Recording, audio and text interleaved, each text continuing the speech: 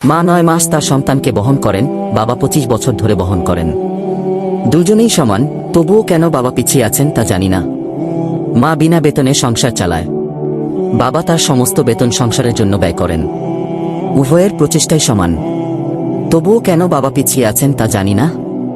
মা আপনার যা ইচ্ছা তাই রান্না করেন, বাবা আপনি যা চান তা কিনে দেন। তাদের উভয়ের ভালোবাসা সমান, তবে মায়ের ভালোবাসা অধিক গুরুত্বের সহিত দেখানো হয়েছে। জানি না কেন বাবা পিছিয়ে।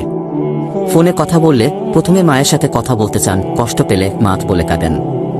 আপনার প্রয়োজন হলেই আপনি বাবাকে মনে রাখবেন, কিন্তু বাবার কি কখনো খারাপ লাগেনি যে আপনি তাকে অন্য সময় মনে করেন না?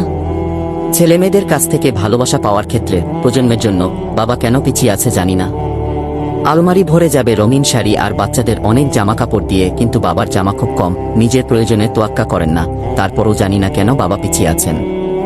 মায়ের অনেক সোনার অলংকার আছে, কিন্তু বাবার একটাই আংটি আছে যেটা তার বিয়ের সময় দেওয়া হয়েছিল। তবুও মা কম গহনা নিয়ে অভিযোগ করতে পারেন আর বাবা করেন না।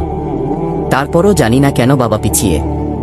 বাবা সারা জীবন কঠোর পরিশ্রম করেন পরিবারের যত্ন নেওয়ার জন্য, কিন্তু যখন স্বীকৃতি পাওয়ার কথা আসে কেন জানি না তিনি সবসময় পিছিয়ে থাকেন। মা বলে আমাদের এই মাসে কলেজের টিউশন দিতে হবে, দয়া করে আমার জন্য উৎসবের জন্য একটি শাড়ি কিনবে। অথচ বাবা নতুন জামাকাপড়ের কথাও ভাবেননি। দুজনেরই ভালোবাসা সমান, তবুও কেন বাবা পিছিয়ে আছে জানি না। বাবা মা যখন বুড়ো হয়ে যায় তখন বাচ্চারা বলে মা ঘরের কাজ দেখাশোনা করার জন্য অন্তত উপকারী, কিন্তু তারা বলে বাবা অকেজো। বাবা পিছনে কারণ তিনি পরিবারের মেরুদণ্ড, আর আমাদের মেরুদণ্ড তো আমাদের শরীরের পিছনে, অথচ তার কারণেই আমরা নিজেদের মতো করে দাঁড়াতে পারছি। সম্ভবত এই কারণেই তিনি পিছিয়ে আছেন।